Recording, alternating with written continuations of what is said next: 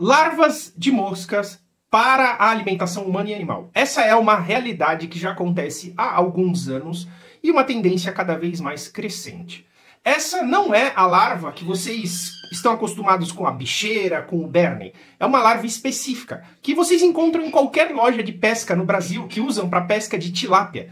Chamam popularmente de bichinho de laranja. Ela é uma larva que vem de uma mosca chamada de mosca soldado preta, ou Black Soldier Fly. Ela consegue converter uma grande quantidade de alimentos em larvas. E essas larvas, elas são processadas para a produção de alimento humano e animal. E isso mesmo, no mundo todo, isso já é utilizado.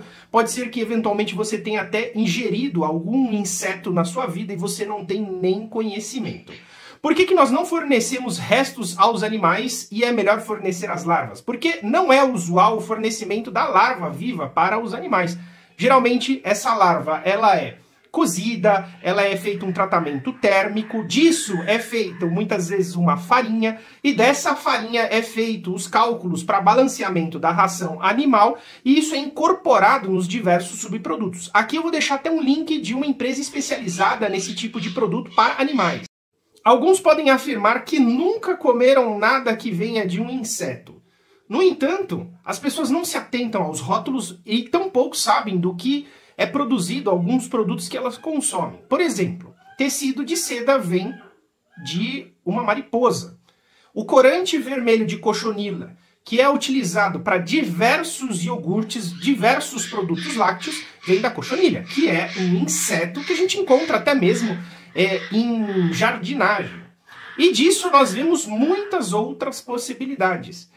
É uma coisa fora da realidade? É uma discussão política? Óbvio que não. A gente está falando de aproveitamento de resíduos que deveriam ser jogados fora. É o mesmo que colocar para as minhocas e utilizar isso para compostagem. A diferença aqui é que nós temos um aproveitamento maior e a possibilidade melhor de utilização dessas larvas para alimentação.